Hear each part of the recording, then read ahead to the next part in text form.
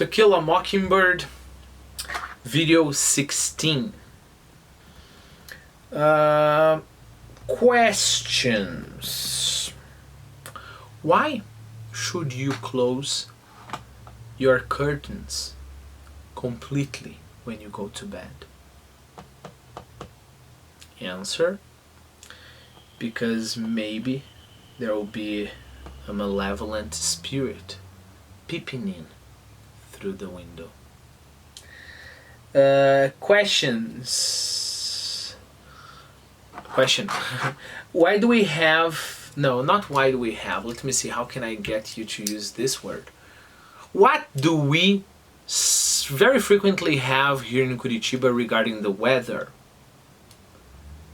Answer: we have cold snaps. Question. If you enter a house and you're very stealthy, what is probably happening? Give me a scenario. A possible answer: maybe you've been out drinking with your buddies until 2 in the morning and you really don't want your parents to find that out. Mainly because if you meet your father or mom now, you won't even recognize them. Right? Let me see if I have a question. What kind of thing is an azalea? Answer: it's a kind of flower, or it's a shrub with flowers, right? Azalea. That's how you pronounce it. It's tricky because you know the word in Portuguese, right? And the word in Portuguese has the different accent.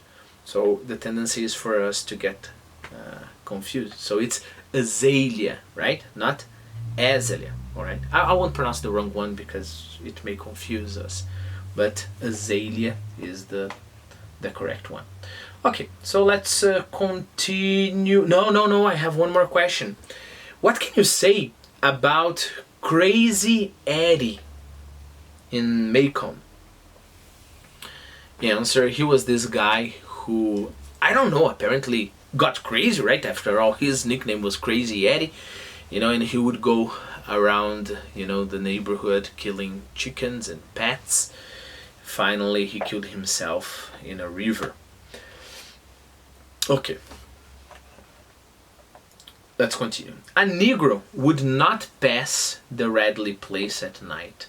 He would cut across the sidewalk opposite and whistle as he walked. The Maycomb school grounds adjoined the back of the Radley lot. Adjoined is mean like it's connected. So the Radley lot was here, the school was right here, behind Radley's lot. Where is it?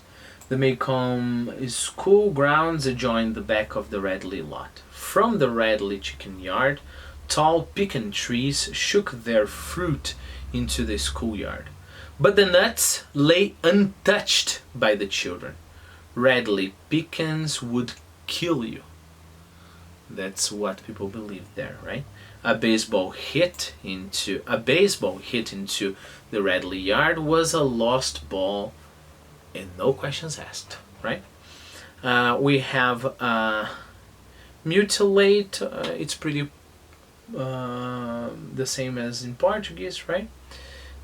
Pecan, I put a nice picture of some pecans there, but keep in mind it's a kind of nut. To help you remember adjoin, I put a hotel room. And I just want you to understand the picture. It's like 2 rooms, and there is a door between the 2 rooms, and it's possible in some hotels.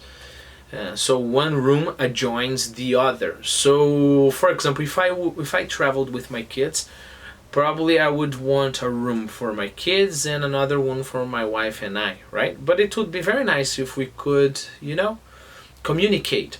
Our rooms could communicate, let's say, So if they adjoin and I had a door there, it would be nice.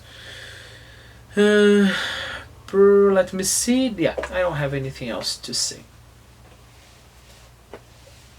The mystery of that house began many years before Jem and I were born. The Radleys, welcome anywhere in town, kept to themselves. Another important word here, right? Predilection.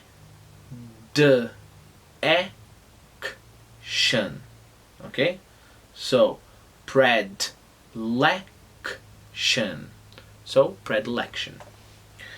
Okay, so the Radleys, where is it? The Radleys welcome anywhere in town, kept to themselves a predilection, unforgivable in Maycomb. Of course, predilection is preference, right? So what was their unforgivable predilection? They did not go to church, Maycomb's principal recreation, but worshipped at home. Mrs. Radley seldom, if ever, crossed the street for a mid-morning coffee break with her neighbors, and certainly never joined a missionary circle. Mr. Radley walked to town at 12:30 every morning and came back promptly at 12, sometimes carrying a brown paper bag that the neighborhood assumed contained the family groceries. I never knew how Mr. Radley made his living. Jem said he bought cotton, a polite term for doing nothing. But Mr. Radley and his wife had lived there with their 2 sons as long as anybody could remember. Let me just one observation. I think they rarely welcome anywhere in town. They kept to themselves. Okay, that's an important expression. The Radleys welcome anywhere in town, kept to themselves. When you keep to yourself, of course you can keep something to yourself, right? So I have a secret, but I'll try to keep it to myself. I won't tell anybody. This is myself, and I'll keep it to myself. But when I just keep to myself, it's nothing I keep to myself. It means that I'm more reserved, you know. I don't go out and talk to many people and visit many people. I think Curitibanos, people from Curitiba, have the fame of keeping to themselves, right? You know, we don't go out visiting neighbors and making friends, you know, as people up north or down south do, right? We just keep to ourselves, you know. If we're waiting for a bus, we don't start to talk or even say good morning, greet people, and I don't know. I once met a student, I don't know, she came from one of those states up north, and she said that some people would greet the others on the bus, like greet everybody, like hello, good morning, hey, good morning, hello, how are you, hello. You know, that's absurd for a Curitibano, right? We just keep to ourselves, right? You don't say hello to people when you are in the elevator, or you don't start to talk, right? You keep it to yourself, right?